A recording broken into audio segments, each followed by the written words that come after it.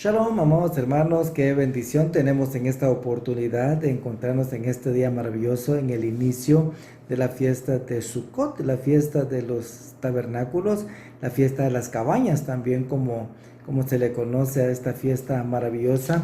Vamos a hacer un recorrido en las escrituras para comprender, entender, refrescar nuevamente los conocimientos que tenemos acerca de esta fiesta, su significado y también que hay en el cumplimiento de esta a través de la obra redentora de Mashiach, que no solo cumplió la fiesta cuando estuvo en su primera venida, sino que también hay un cumplimiento que se da durante su segunda venida, ya que Él es el que nos introduce al reino eterno, y es esto que sucede principalmente en la fiesta de Sukkot.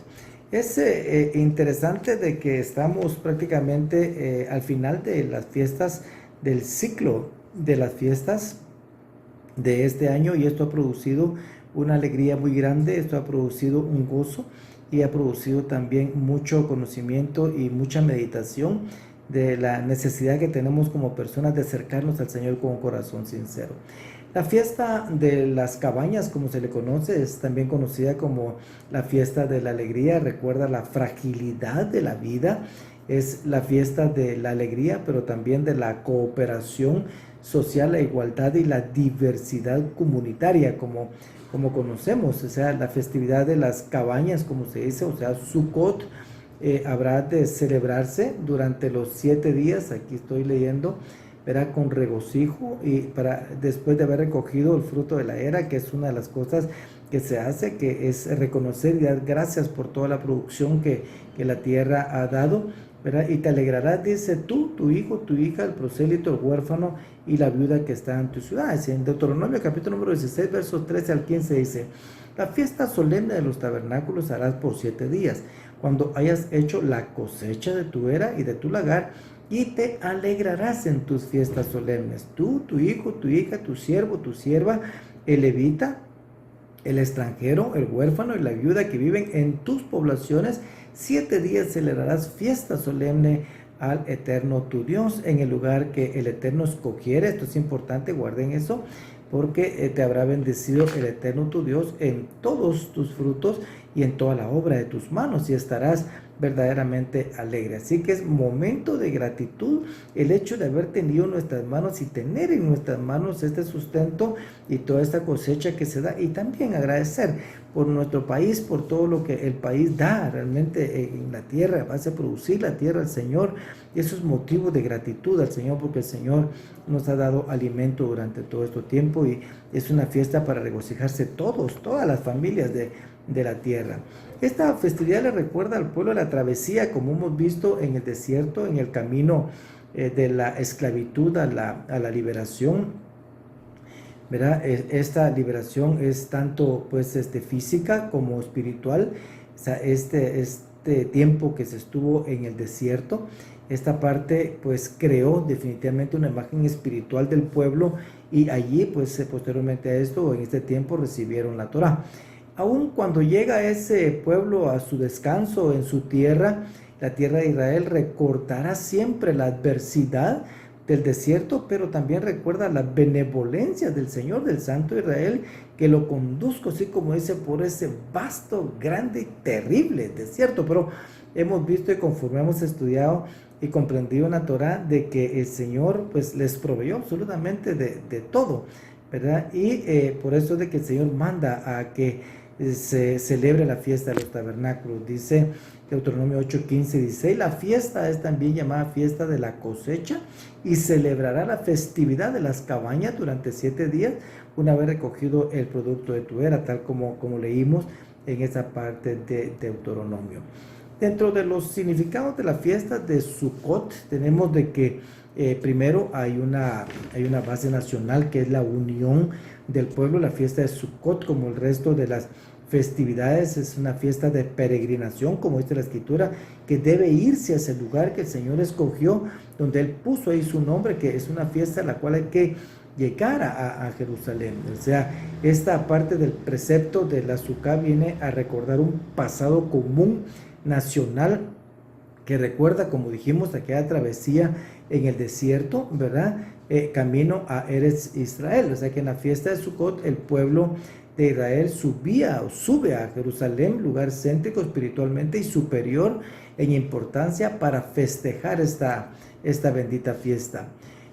Según los estudiosos, las 4 especies que se utilizan durante este tiempo representan los 4 tipos de personas que existen en el pueblo, ¿verdad? El etrog, que dijimos que es un cítrico, es un fruto cítrico muy conocido de la época, que este es un fruto que posee olor, o sea, una fragancia especial, y también tiene sabor.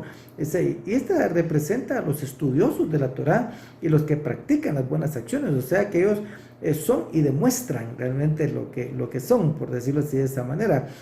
Se usa el lulav también es un ramo de palma, tal como su fruto. Igual el lulav tiene buen sabor, pero carece de aroma, o sea, no huele. Así también existen, dice, las personas que han estudiado las escrituras, pero no practican lo aprendido, o sea, solo tienen una forma, les gusta y están, pero igual lo dejan pues hacia un lado. También está el hadas o el mirto. Este mirto posee un aroma muy agradable, pero es insulso, o sea, es falto de sabor, es insípido.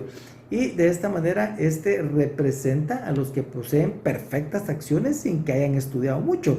O sea, es lo contrario de lo que acabamos de decir, por verlo así de esa manera. Y por último, el arabá, o lo que se conoce como el sauce. Este es insulso y a la vez carece también al mismo tiempo de aroma. Y de esta manera dice que representan a aquellos que no solo pues no estudian, no conocen y tampoco practican, ¿verdad? Estas 4 especies se toman juntas para bendecir hacia los 4 puntos cardinales. 3 de ellas se atan en el lulav, el hades, el arabá, para simbolizar que el pueblo de Israel, o el pueblo como tal, solo está completo si todas sus fuerzas se juntan, ¿verdad? Y entonces se tienen en la mano juntamente con el etrog. Entonces, por decirlo así, estas son los elementos, los ingredientes que se utilizan en este tiempo y que nuestros hermanos también judíos lo utilizan, y nosotros podemos verlo también de esa manera. Entonces, vemos de que siendo la fiesta de Sukkot, la fiesta de la alegría, estamos viendo los significados de la fiesta. Dice, la festividad llamada la época de la alegría, y de la misma manera que la festividad de Pesaj es llamada la época de liberación, la fiesta de Shavuot, la época del recibimiento, la entrega de la Torá, ¿verdad? Reconocemos también que esta fiesta es la fiesta de la alegría, o sea, y 3 veces somos obligados en la Torá, ¿verdad?, para alegrarnos en Sukkot. Y dice, y te alegrarás en la festividad y estarás alegre, y se alegrarán ante vuestro Dios durante 7 días. Esto es lo que nos da la ordenanza, la escritura. Y existen varias razones para esta alegría. Primero, la alegría de la cosecha, como ya dijimos, es tiempo de la cosecha. Y aquella también que viene del gozo que produce el esfuerzo espiritual realizado durante los días de arrepentimiento, o sea, haber tenido esa parte de estar en el tiempo de Teshuvah, desde el 1 de Elul, pasando por Yom Teruah y Yom Kippur hasta este momento. Y en este momento estamos seguros que el Señor ha sido muy bueno con nosotros, y eso nos hace estar verdaderamente alegres. Así que esta es la fiesta de la peregrinación, como se dice, porque también se va al lugar que el Señor escogió, y la unión y la concentración de todo el pueblo en Jerusalén, ¿verdad? Una ciudad que hace todo, ¿verdad? Al pueblo, a Israel, amigos. Esta es la alegría, ¿verdad? Que culmina realmente la época, ¿verdad?, en que existía el pueblo, el templo, perdón, alrededor el pueblo alrededor del templo. Y de esta manera podemos entender de que era algo, y sigue siendo algo muy especial. También es la fiesta en la cual existe una preocupación especial por los pobres y los necesitados. Claro, debería ser todo el tiempo, que incluso la escritura nos dice de que el que piensa en el pobre, pues en el día malo lo librará el Señor. Y esta es la fiesta en la cual se enfatiza la idea de la igualdad, como dijimos, la igualdad social, la cooperación de los diferentes niveles sociales, Dice, te regocijarás en la celebración, tú con tu hijo, tu hija, tu siervo, tu sierva, el levita, el forastero, el huérfano. Dice la viuda que moraron contigo, o sea, son los más desprotegidos. Eso lo menciona Deuteronomio 16:14, o sea, los que más necesitan, ¿verdad? A las personas que poseen riquezas, dice que se les impone o se les daba, o sea, cierta cantidad de personas para que durante ese tiempo no les faltara nada a ellos también. Pero lo importante de esto es pensar en ellos, pensar en el pobre, ¿verdad? Y de esta manera también que todos estén alegres durante este tiempo. Así que es tiempo también de mostrar misericordia. Otro significado es el de la paz, ¿verdad? La festividad de Sukkot es época de alegría, pero también es, dicen, el tiempo de la sentencia, como le llaman. En Sukkot son sentenciados las criaturas del mundo sobre el agua, o sea, sobre la provisión del agua. Y se fija la cantidad de lluvias que caerán ese año, como lo dice Zacarías 14, aquí lo voy a leer, ¿verdad? Dice Zacarías 14, versos 16 y 17, y sucederá que todo sobreviviente de todas las naciones que fueron contra Jerusalén subirán de año en año para adorar al Rey, Señor de los ejércitos, y para celebrar la fiesta de los tabernáculos, y sucederá que de las familias de la tierra que no suban a Jerusalén para adorar al Rey, Señor de los ejércitos, no recibirán lluvias sobre ellos. Así que es importante, dice, si no recibirán, porque no llegan a celebrar la fiesta de los tabernáculos. O sea, esta fiesta es importantísima y vamos a ver más adelante que había todo un ritual para eso. O sea, en Sukkot entonces se sacrificaban toros por las naciones del mundo, y estos eran sacrificados para el bienestar y tranquilidad de todos los pueblos de la tierra. Por eso de que Israel es importantísimo realmente dentro de la tierra, porque podemos decir que es el centro del cosmos, y dependiendo de incluso de la naturaleza y santidad de Israel, se mueve también hacia las diferentes naciones, verá la bendición. De esta manera conviene tener un pueblo santo para que de ahí mane la bendición, como el Señor lo ha dicho. Por eso es de que al azúcar se le llama la azúcar de la paz, hablando un poco acerca de la paz, como mirábamos hace un ratito. Ahora, ¿qué pasó con Yeshua en Sukkot? Y esto es interesante y me gustaría que lo viéramos, porque a veces nosotros no tenemos pues plena conciencia de qué hacer en tiempos de Sukkot, pero vemos algo que pasó específicamente en tiempos de Yeshua. Y esta vez voy a leer el capítulo número 7 del libro del Evangelio de Juan, porque aquí nos dice que pasó algo extraordinario y quisiera hacer un poquito de fuerza en esto, en este día. Así que veamos lo que dice. Después de esto, Yeshua andaba por Galilea, pues no quería andar por Judea porque los judíos procuraban matarle. Dice, y la fiesta de los judíos, la de los tabernáculos, estaba cerca, por eso sus hermanos le dijeron, sal de aquí y vete a Judea, para que también tus discípulos vean las obras que tú haces. Porque nadie hace nada en secreto cuando procura ser conocido en público. Si haces estas cosas, muéstrate al mundo, porque ni aun sus hermanos, dice, creían en él. Entonces Yeshua les dijo, mi tiempo aún no ha llegado, pero vuestro tiempo es siempre oportuno. El mundo no puede odiaros a vosotros, pero a mí me odia, porque yo doy testimonio de él y que sus acciones son malas. Subid vosotros a la fiesta, yo no subo a esta fiesta, porque aún mi tiempo no se ha cumplido. Y habiéndoles dicho eso, se quedó en Galilea. Pero cuando sus hermanos subieron a la fiesta, entonces él también subió, no abiertamente, sino en secreto. Este es casi que uno de los motivos por el cual iba. Por eso los judíos le buscaban en la fiesta y decían, ¿dónde está ese? Y había mucha murmuración entre la gente acerca de él. Unos decían, él es bueno, otros decían, no, al contrario, extravía a la gente. Sin embargo, nadie hablaba abiertamente de él por miedo a los judíos. Pero ya a la mitad de la fiesta, Yeshua subió al templo, o sea que él estaba ahí, pero dice, a la mitad de la fiesta subió al templo, o sea, al templo propiamente, y se puso a enseñar. Entonces los judíos se maravillaban diciendo, ¿cómo puede éste saber la letra sin haber estudiado? Yeshua entonces le respondió y dijo, mi enseñanza no es mía, sino del que me envió. Si alguno quiere hacer su voluntad, sabrá si mi enseñanza es de Dios o si hablo por mí mismo. El que habla de sí mismo busca su propia gloria, pero el que busca la gloria del que le envió, este es verdadero y no hay injusticia en él. ¿No os dio Moisés la Torá y sin embargo ninguno de vosotros la cumple? ¿Por qué procuráis matarme? La multitud contestó, tienes un demonio, ¿quién procura matarte? Respondió Yeshua y les dijo, una sola obra hice y todos os admiráis. Por eso Moisés os ha dado la circuncisión, no para que sea de Moisés, sino de los padres, y en el día de reposo circuncidáis al hombre.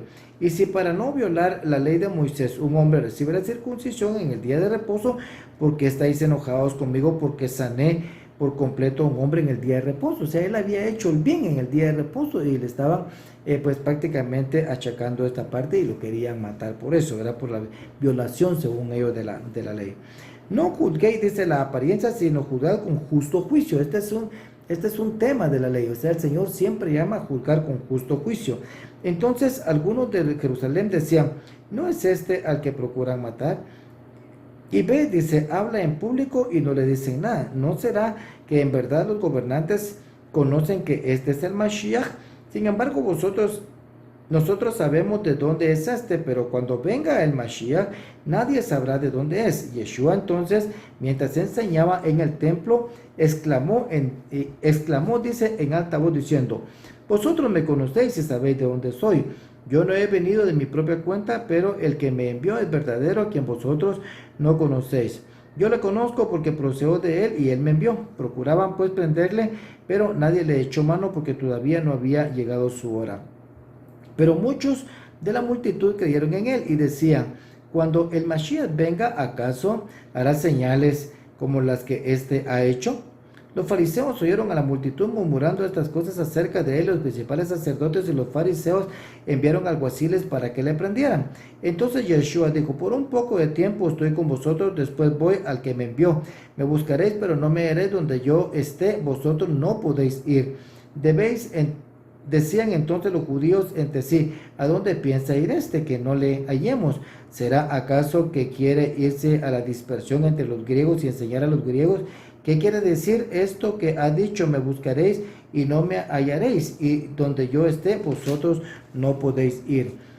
Dice, y en el último día de la fiesta, estamos hablando de la fiesta de los tabernáculos, porque este es el contexto en el cual se está dando esta parte. Dice, en el último día de la fiesta, vamos a decir, de la fiesta de los tabernáculos, Yeshua, puesto en pie, exclamó en alta voz diciendo, si alguno tiene sed, que venga a mí y beba. El que cree en mí, como ha dicho la Escritura, eso está en Isaías 44, versos del 1 al 5. Dice, de lo más profundo de su ser brotarán ríos de agua viva. Esto habla acerca del Espíritu. Pero él decía esto del Espíritu que les había, y de los que habían creído en él habían de recibir, porque el Espíritu no había sido dado todavía, pues Yeshua aún no había sido glorificado. Entonces algunos de la multitud, cuando oyeron estas palabras, decían, verdaderamente este es el profeta. Otros decían, este es el Mashiach. Pero otros decían, ¿acaso el Mashiach ha de venir de Galilea? ¿No ha dicho la Escritura que el Mashiach viene de la ascendencia de David y de Belén, la aldea de donde es David? Así que se suscitó una división entre la multitud por causa de él, y algunos de ellos querían prenderle, pero nadie le echó mano. Entonces los alguaciles vinieron a los principales sacerdotes y fariseos, y estos les dijeron, ¿por qué no le trajisteis? Los alguaciles respondieron, jamás hombre alguno ha hablado como este hombre habla. Entonces los fariseos le contestaron, ¿es que también vosotros os habéis dejado engañar? ¿Acaso ha creído en él alguno de los gobernantes o de los fariseos? Miren la referencia que ponían ellos mismos se ponían como referentes. Por esa multitud, pero esta multitud que no conoce la ley, maldita es. Imagínense ustedes lo que dijeron, ellos mismos estaban incluidos en eso, y qué terrible lo que dijeron. Nicodemo, ya sabemos que en Nicodemo, ¿se recuerdan? El que había visitado al Señor de noche, ¿verdad? Y que estaba metido entre ellos también. Y dice, Nicodemo, el que había venido a Yeshua antes y que era uno de ellos, les dijo, ¿acaso juzga nuestra ley a un hombre a menos que le oiga primero y sepa lo que hace? Respondieron y le dijeron, ¿es que tú también eres de Galilea? investiga y verás que ningún profeta surge de Galilea, y cada uno dice se fue a su casa. Entonces es interesante leer este capítulo número 7 del Evangelio de Juan. ¿Por qué? Porque nos muestra primero que Yeshua estaba celebrando la fiesta de los tabernáculos, ¿sí? Y ya vimos cuál es el contexto aquí de esta parte. Los hermanos le decían que vaya, que fuera, ¿verdad? Y dice que no, él dice que no porque su tiempo no había llegado, de acuerdo a lo que él establece aquí. Pero él se va a la mitad de la fiesta y suceden muchas cosas, ¿verdad? ¿Tenía acaso el Señor miedo por su vida? ¿O había algo más en todo esto? Porque ¿qué dice, verdad? Esto lo dice Juan, pues no dice que él haya tenido miedo por su vida, porque dice que procuraban matarle, pero eso no quiere decir que Yeshua haya tenido miedo por su vida. Él siempre dijo, mi hora no había llegado. O sea, el Señor no iría, o sea, todavía, o sea, ese todavía es, espérense, porque él iba a hacerlo, él viajaría, y de hecho viajó de incógnito en el último minuto, pero tampoco iría solo, ¿verdad? Pero, ¿por qué iba de incógnito en esta parte? Miren, aquí hay una explicación bien interesante, por eso es que es importante conocer muchas veces la historia y parte de lo que cuenta la tradición, que nos ayuda mucho a entender esta parte, es que la gente en este tiempo de los tabernáculos tiene una costumbre que viene de mucho antes de tener invitados, ¿sí? O sea, unos van de sucá en sucá, o sea, unos van de visita, ¿verdad? Y son huéspedes en ese momento, otros traen de visita y se convierten en ese momento de anfitriones. Pero entonces cuando van de invitados, esta palabra son los ushpishim, y los ushpishim es huésped, ¿verdad? Entonces, el judaísmo ha practicado la hospitalidad durante esta fiesta, y se hacía antes que el tiempo de Yeshua. Pero en la época de la Edad Media se establece ya invitar tanto a tener ushpishim, que eran físicos y también espirituales. Y en la época de la Edad Media empiezan con esta parte de invitar a huéspedes espirituales como Abraham, Isaac, Jacob, Moisés, Aarón, José y David, que son los 7 pastores de Israel, por decirlo así de esa manera.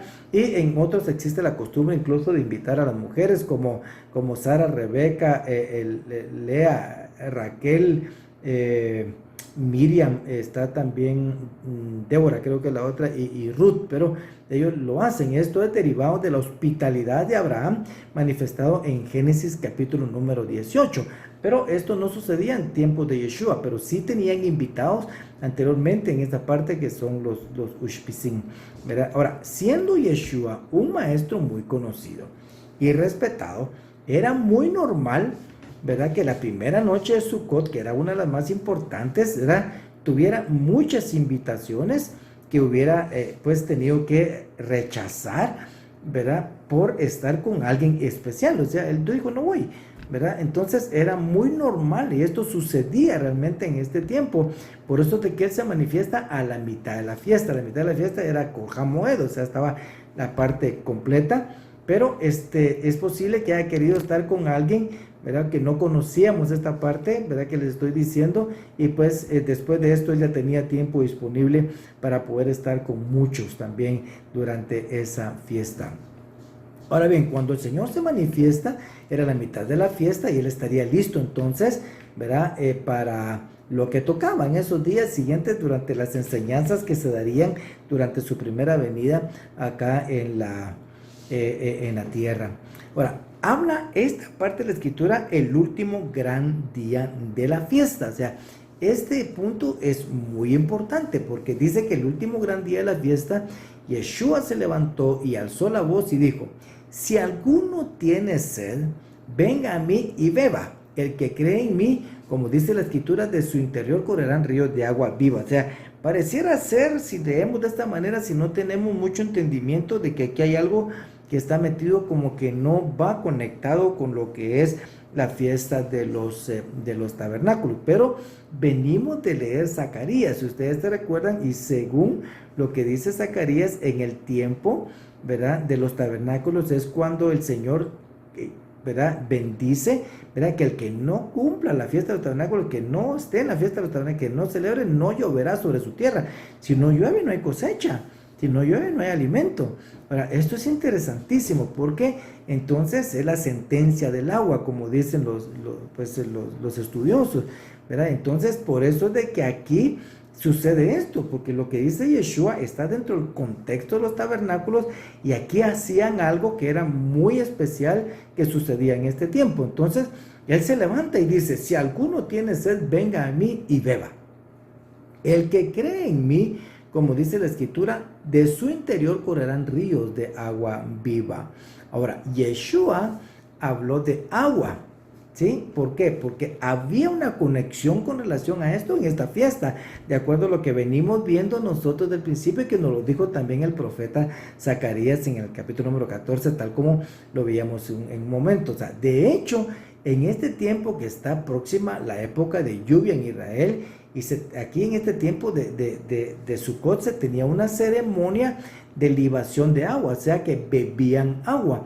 Esto era invocando la bendición del Señor sobre la lluvia del año.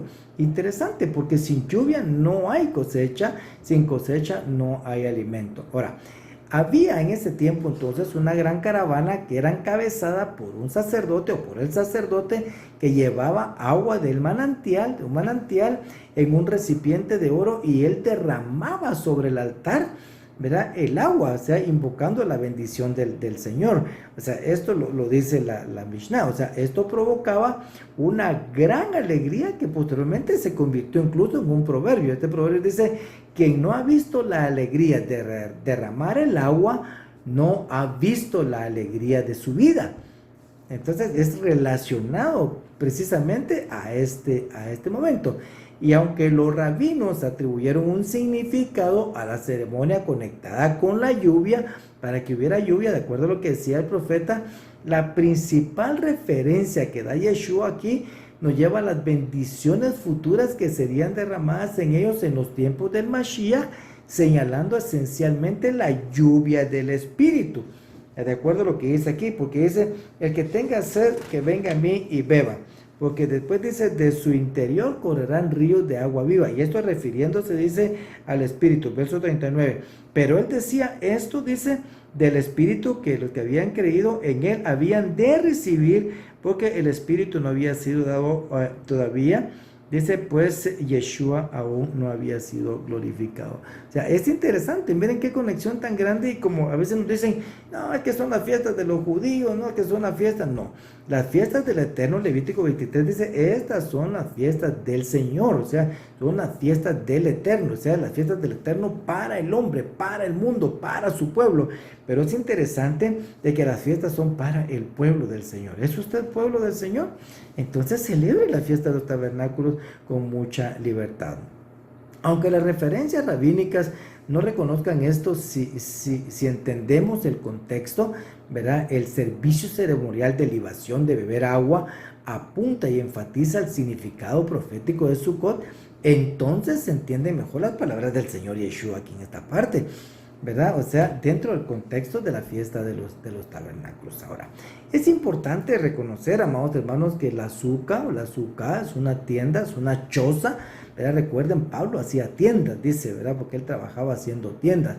Es posible que se haya referido a suca, vamos a verlo también tal vez en algún momento, pero dice, suca es tienda, choza, cubierta, pabellón o carpa.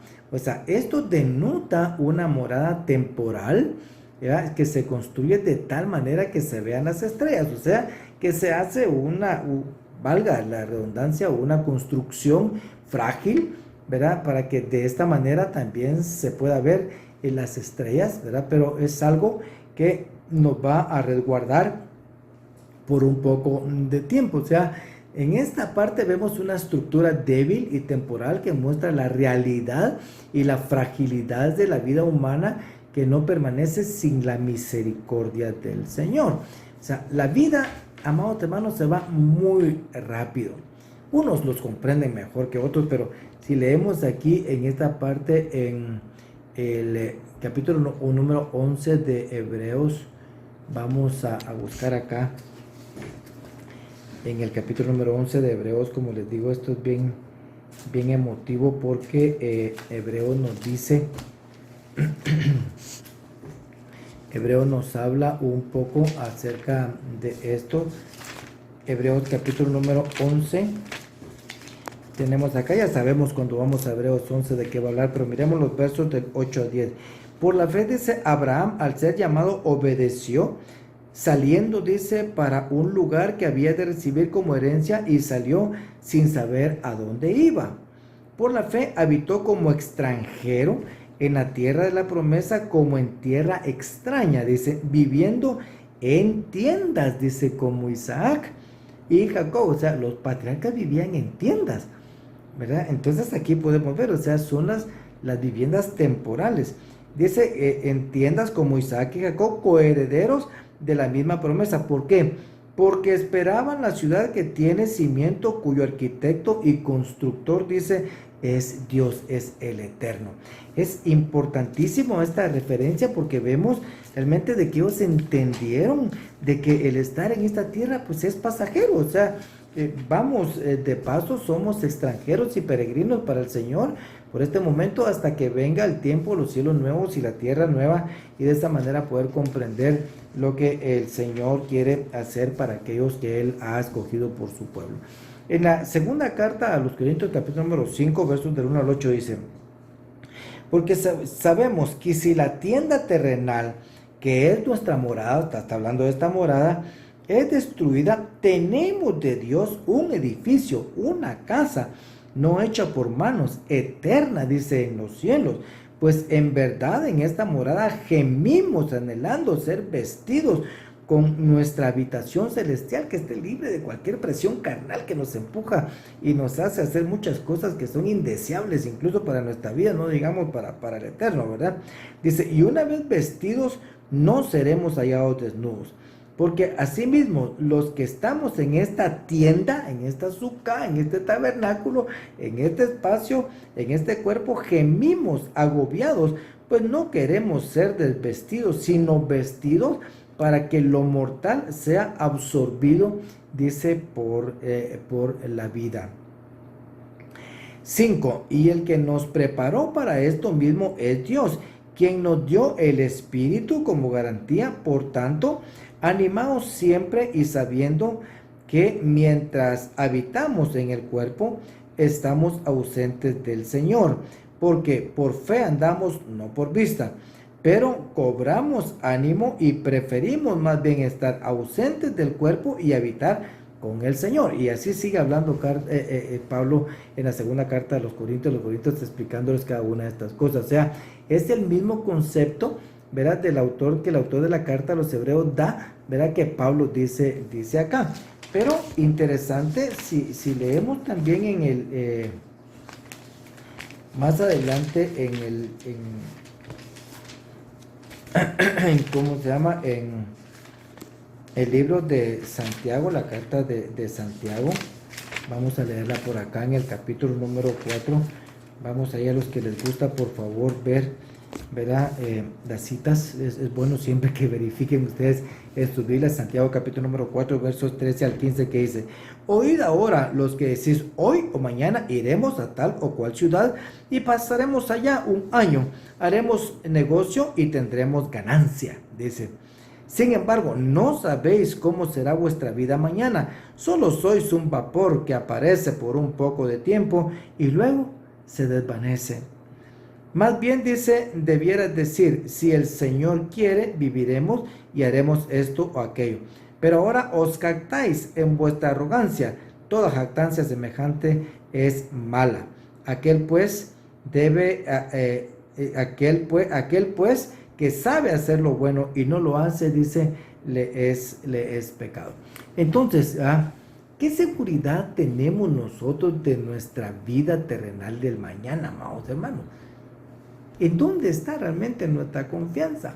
Somos transitorios, o sea, somos extranjeros y peregrinos. Vamos de viaje en este mundo, pero no lo queremos entender. O sea, ¿por qué? Porque nuestra ciudadanía está en los cielos. El Señor nos ha dicho esto, somos los que somos creyentes, nuestra ciudadanía está en los cielos.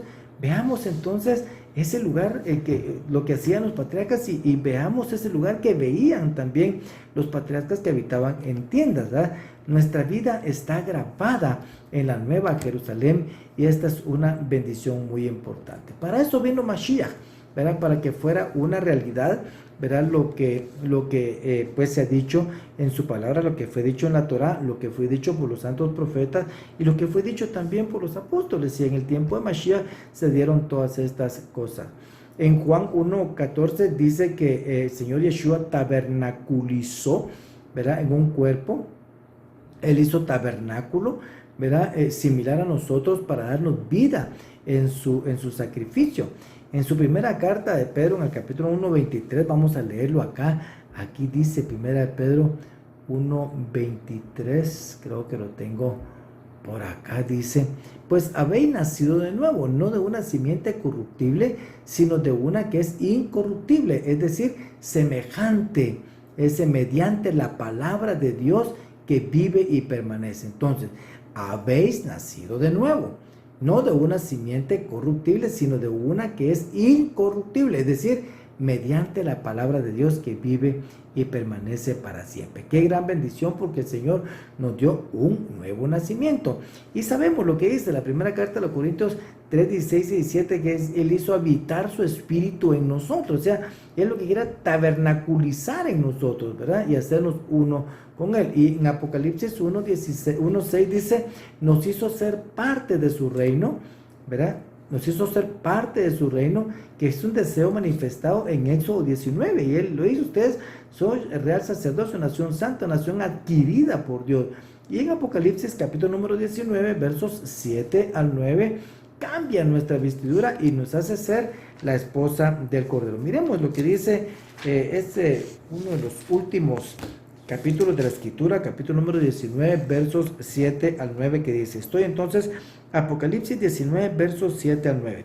Regocijémonos y alegrémonos y démosle a Él la gloria, porque las bodas del Cordero han llegado y su esposa se ha preparado, y a ella fue concedido vestirse de lino fino, resplandeciente y limpio, porque las acciones justas de los santos son el lino fino.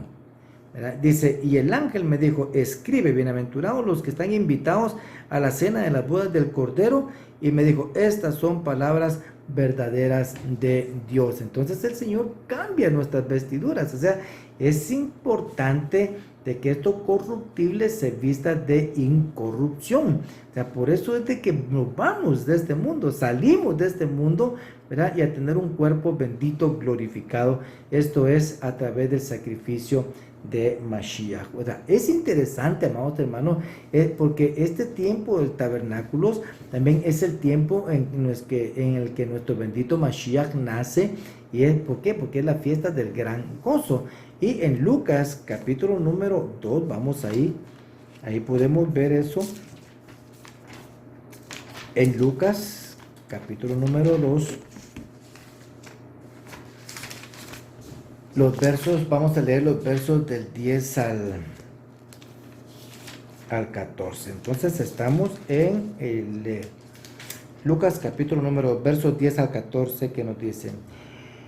Vamos a ver acá desde el verso número 8. En la misma región había pastores que estaban en el campo cuidando sus rebaños durante las vigilias de la noche. O sea, se entiende que todos estos rebaños que estaban cuidando a estos pastores, esto no era invierno, porque si hubiera sido invierno, pues hubiera sido fatal. Eso estaba al aire libre y esto era mucho frío en la época, pero habían pastores cuidando. Estos son los rebaños que se sacrificaban durante la época de los tabernáculos, ¿verdad? Es interesante. Y un ángel del Señor se les presentó, y la gloria del Señor los rodeó de resplandor, y tuvieron gran temor. Mas el ángel les dijo: no temáis, porque aquí os traigo buenas de gran gozo. Miren lo que dice, es tiempo de... Ellos entendieron, porque era la fiesta del gozo, la fiesta de la alegría, es la fiesta de los tabernáculos. Le dijo: los traigo nuevas de gran gozo, que será para vos, que serán, dice, para todo el pueblo, porque os ha nacido hoy en la ciudad de David un Salvador, que es Mashiach el Señor. Y esto os servirá de señal: hallaréis, dice, a un niño envuelto en pañales y acostado en un pesebre. Y de repente, dice, apareció con él, con el ángel, dice, una multitud, dice, de los ejércitos celestiales, alabando a Dios, diciendo: Gloria a Dios en las alturas y en la tierra paz entre los hombres en quienes Él se complace. Esto no fue en diciembre, esto fue en el tiempo de los tabernáculos, amados hermanos, en el mes de Tishri, en el calendario hebreo, en el calendario del Señor que se establece en ese tiempo donde el Señor tabernaculizó, tal como dice Juan en Juan 1:14. ¿Cómo fue esto, amados hermanos? En Lucas capítulo número 1, versos 5 nos dice, Lucas 1 dice: hubo un día de Herodes, rey de Judea, cierto sacerdote llamado Zacarías del grupo de Abías, que tenía una mujer, una de las hijas de Aarón, que se llamaba Elizabeth, o sea, era sacerdote. Y el verso número 8 dice: pero aconteció que mientras Zacarías ejercía su ministerio sacerdotal delante de Dios, según el orden indicado en su grupo. Eso quiere decir que había un orden específico, ¿verdad? A cada grupo. Y en esta parte, según vemos del verso 5, Zacarías era de la orden de Abías. O sea, según lo que dice Primera Crónicas 24:10, era, en su orden era la octava. Esto lo organizó David en aquel tiempo. O sea, si era la octava, esto sería entre junio y julio aproximadamente, según el calendario en que se daba en este tiempo, pues como para que lo podamos entender mejor. Después de ministrar, Zacarías regresa a su casa y Elizabeth quedó embarazada, ¿sí? Y se refugia en su casa hasta, voy a poner el mes gregoriano, del año gregoriano, como lo vamos a entender, ¿verdad? Esto es entre noviembre y diciembre, según lo que dice Lucas capítulo número 1, versos 23 y 24. Y cuando se cumplieron los días de su servicio sacerdotal, se regresó a su casa, o sea, entre junio y julio, porque como los meses se corren, ¿verdad? Por eso les digo entre, o sea, porque les puedo dar nuevamente el mes del calendario hebreo. Y después de estos días, Elizabeth, su mujer, concibió y se recluyó por 5 meses, diciendo: así ha obrado el Señor conmigo en los días en que se dignó mirarme para quitar mi afrenta, dice, entre los hombres. 5 meses. Si hubiera sido junio, sería julio, agosto, septiembre, octubre, noviembre, ¿sí? Si hubiera sido julio, sería agosto, septiembre, octubre, noviembre y diciembre. Por decirlo así de esa manera, fueron 5 meses en que ella se refugió.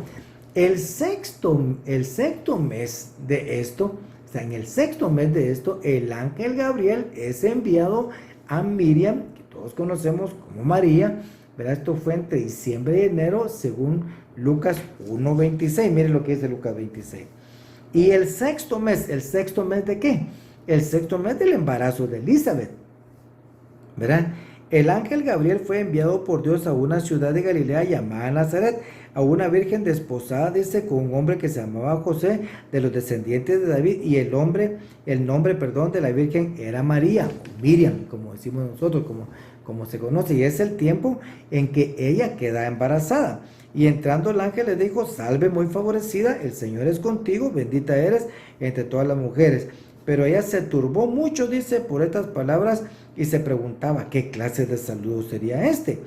Y el ángel le dijo: no temas, María, porque has hallado gracia delante del Señor, y aquí concebirás en tu seno y darás a luz un hijo, y le pondrás por nombre Yeshua. Esto había sido anunciado debidamente por los profetas, el profeta Isaías, en el capítulo número 7, verso 14, ¿verdad? Ahí está claramente, y dice: este será grande, será llamado Hijo del Altísimo, y el Señor Dios le dará el trono de su padre David.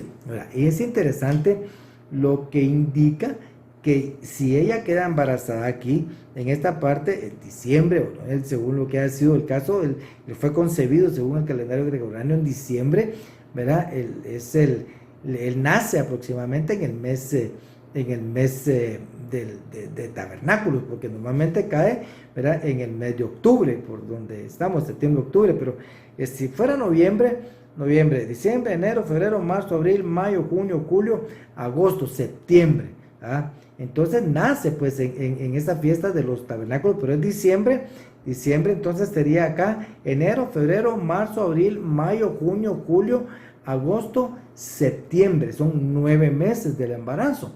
Entonces aquí podemos entender perfectamente de que el nacimiento de Yeshua se da en la fiesta de los tabernáculos, y por eso el ángel, cuando fue con los pastores que estaban cuidando el rebaño, les dijo: esta la fiesta, dice, os añado gozo, prácticamente parafraseando. Es que es el verdadero gozo de haber conocido la venida del Señor.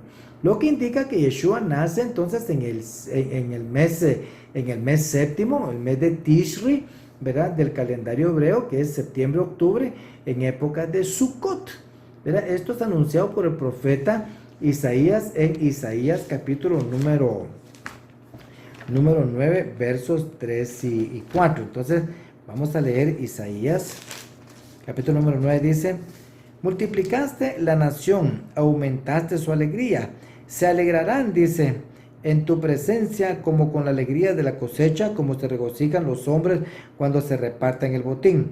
Porque tú quebrarás el yugo de su carga, el báculo de sus hombres y la vara de su poder, como en la batalla de Madián.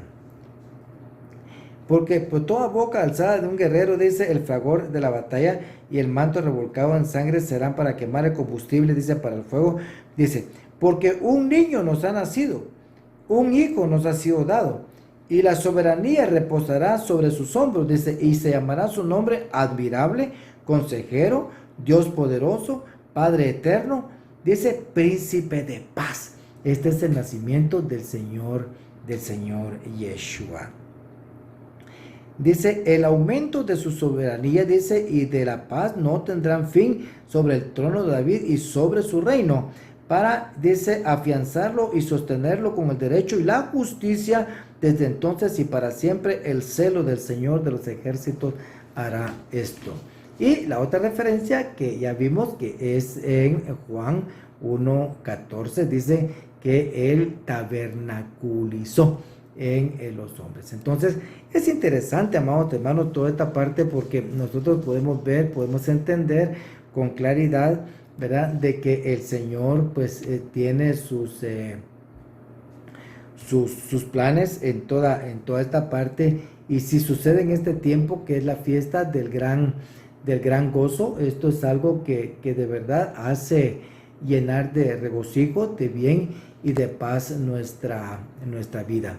Entonces, conociendo esta parte, esto podemos decir, amados hermanos, de que la parte esta que nosotros entendemos hoy, la fiesta de los tabernáculos, que también es el ingreso al reino eterno, al final es, si entramos al reino eterno y fuimos exiliados prácticamente, y estando en este cuerpo y fuera del Señor como estábamos, esto representa, el retorno representa prácticamente el fin de todo exilio, ¿sí? No solo físico, sino espiritual.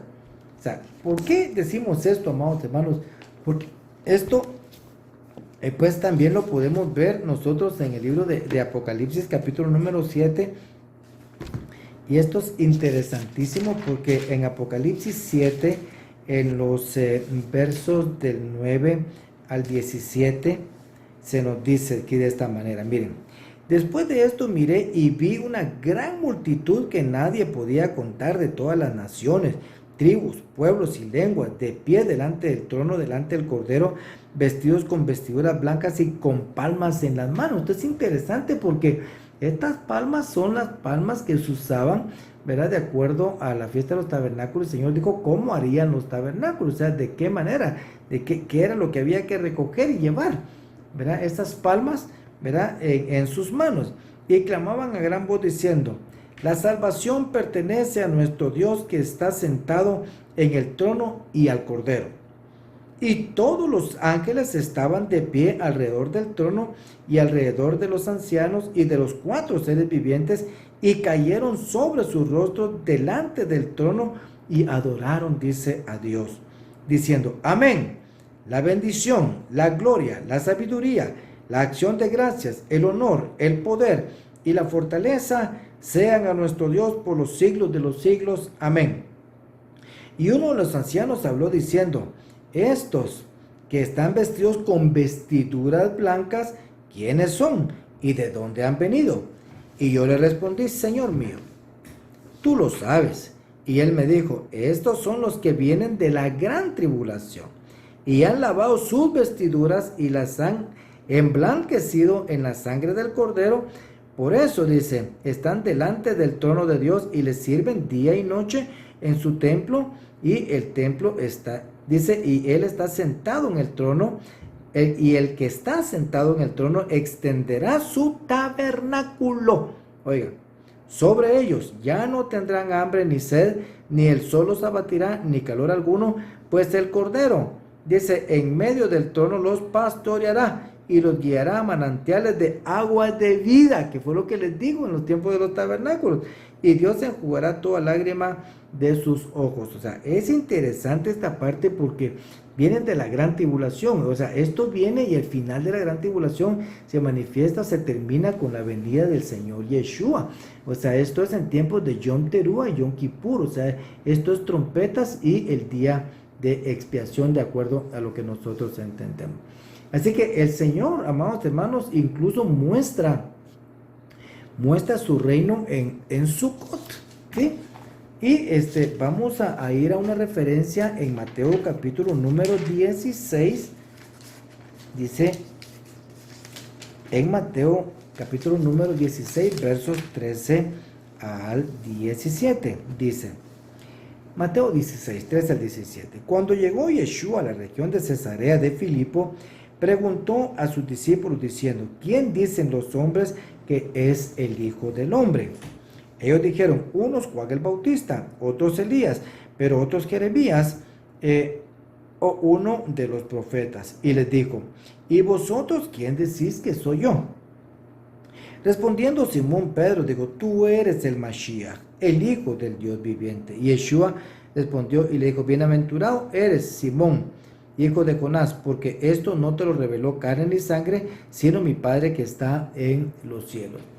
Yeshua viene de Cesarea y pregunta entonces, ¿quiénes dicen los hombres que es el Hijo del Hombre? Ellos dijeron, Juan el Bautista, Jeremías, otros Elías, pero tú eres el Mashiach, el Hijo del Dios viviente, ¿sí? El verso 28 dice, miren, el verso 28 dice, en verdad os digo, algunos de los que están aquí no probarán muerte hasta que vean al Hijo del Hombre venir en su reino.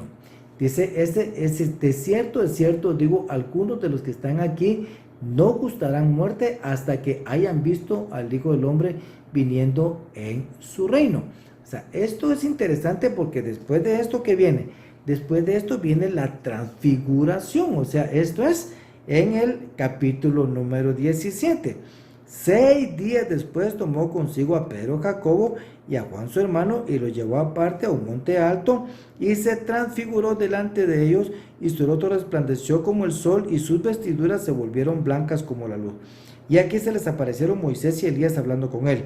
Entonces Pedro, tomando la palabra, dijo, Señor, dice, bueno es estarnos aquí si quieres.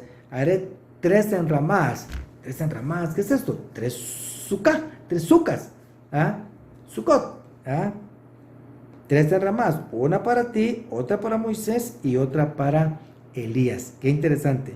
Mientras estaba aún hablando, he aquí, dice, una nube luminosa los cubrió y una voz salió de la nube diciendo, este es mi Hijo amado en quien me he complacido a él oír. Cuando los discípulos oyeron esto, dice, cayeron sobre sus rostros y tuvieron gran temor. Entonces se les acercó Yeshua y tocándolo dijo, levantaos y no temáis. Y cuando alzaron sus ojos no vieron a nadie sino a Yeshua solo. O sea, su manifestación, la muestra de su reino. Por eso fue que les dijo, no probarán la muerte hasta que vean al Hijo del Hombre venir en su reino. O sea, en su reino. Él les mostró esto. O sea, no que iban a permanecer o estuvieran en el tiempo hoy todavía hasta que él viniera. No. Cuando el Señor Yeshua dijo, el reino de los cielos se ha acercado. Y esto es lo que ellos vieron, acercarse al reino de los cielos. O sea, este es en nuestro amado Yeshua. El Señor Yeshua entonces muestra su reino en Sucot. O sea, todo parece que el reino que les mostró Yeshua se manifiesta en Sucot, de acuerdo a lo que vimos aquí, las enramadas, en Mateo 17, del 1 al 5, porque Yeshua, Moisés y Elías de Yeshua es la puerta de ingreso al reino eterno. Moisés representa a la Torá, Elías representa a los profetas. Sí, esto es interesante, ese es el ingreso al reino manifestado entonces por Yeshua, por la Torá y por los profetas.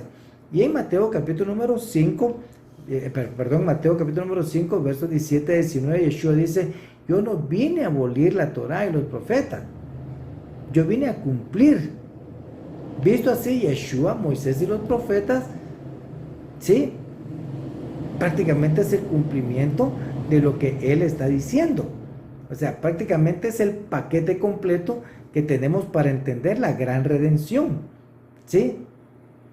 En el reino, ¿sí?, si vemos el reino, Yeshua, la Torá y los profetas se manifiesta a través del Tanaj, o sea, a través de las escrituras, ¿sí? El reino se entiende perfectamente y está declarado de esa manera, ¿verdad? Porque del Señor hablan ellos y entonces podemos entenderlo mejor. Entonces, siguiendo a Yeshua, su Torá y lo dicho por los profetas que anuncian su obra, entraremos entonces en el reino del Señor en Sukkot.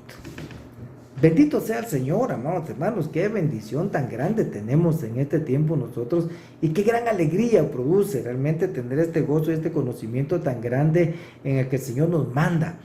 Hoy podemos ver tanto sufrimiento a través de lo que sucede con la pandemia y todas las cosas que se dan. Muchos han visto partir a sus seres queridos, pero ellos solo fueron transformados.